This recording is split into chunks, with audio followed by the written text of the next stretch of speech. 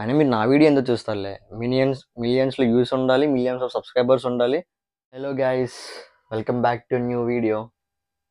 మీరు ఈ channel first time అయితే చూసినట్లయితే please subscribe my channel, like కొట్టండి, స్కిప్ చేయొద్దు.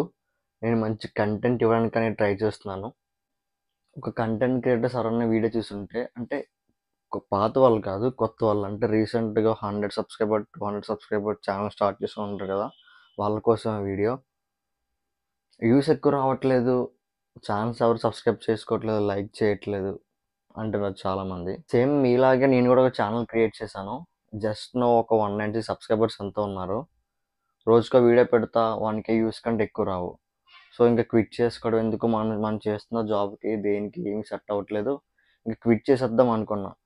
ఆ టైంకి ఫ్రెండ్ మ్యారేజ్కి వెళ్ళాను. తన మ్యారేజ్కి ఏదో ఒక షార్ట్ అప్లోడ్ చేశాను, ఒక 4K ఎంత వెళ్ళింది అది.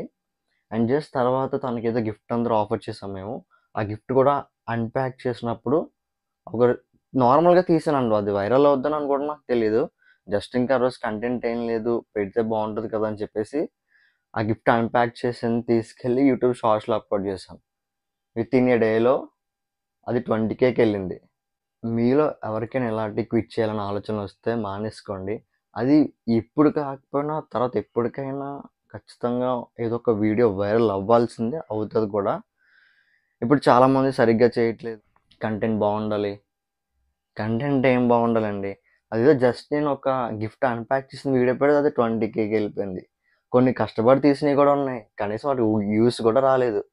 నేను కోనార్క్ సన్ టెంపుల్కి వెళ్ళా లాస్ట్ ఫిబ్రవరి జనవరిలో ఎప్పుడు అనుకుంటా.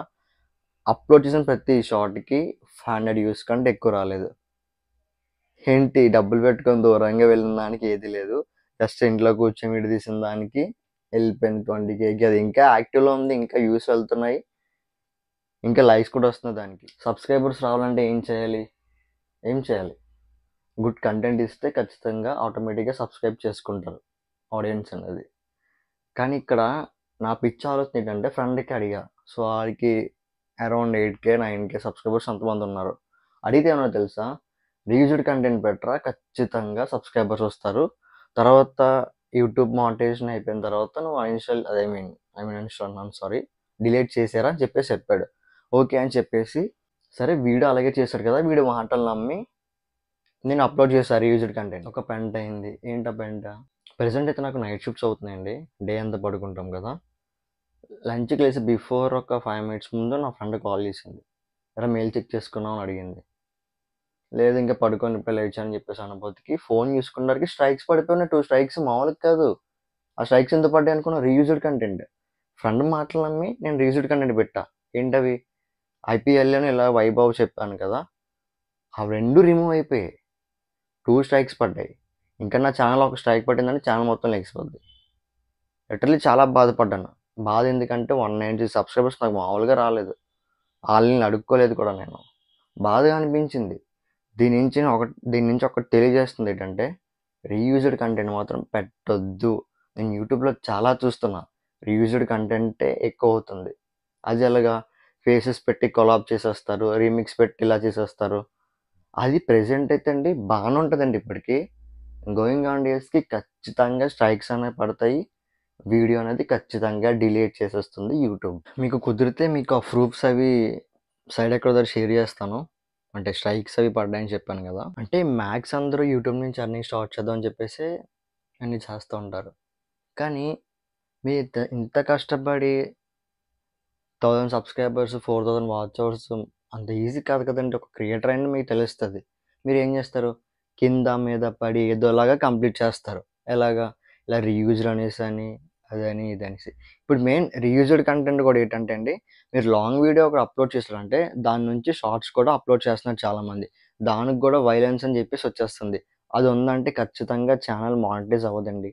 సో మీరు ఆ మిస్టేక్స్ చేస్తున్నట్టయితే ఖచ్చితంగా స్టాప్ చేసేయండి. ఇప్పటి నుంచి అయినా ఓన్ వాయిస్తో ట్రై చేద్దామండి. నేను కూడా ఓన్ వాయిస్తో మ్యాక్స్ ట్రై చేయడానికి చూస్తాను. మ్యాక్స్ ఏంటంటే అండి, టైం ఉండట్లేదు నాకు. జాబ్ చేస్తున్నాను. ఆ జాబ్ 2 మేనేజ్ చేసుకోవడానికి నాకు సెట్ అవ్వట్లేదు అనమాట. ఆల్రెడీ నా ఫ్రెండ్ ఆఫీస్లో ఒక ఫ్రెండ్ అయితే 23-24 అరౌండ్ సబ్స్క్రైబర్స్ ఉన్నారు. అయితే మాత్రం మామూలుగా మేనేజ్ చేయడనమాట. వీడియోస్ అయిపోతాయి, ఇంకా అన్నిటికీ అన్నీ అయిపోతాయి.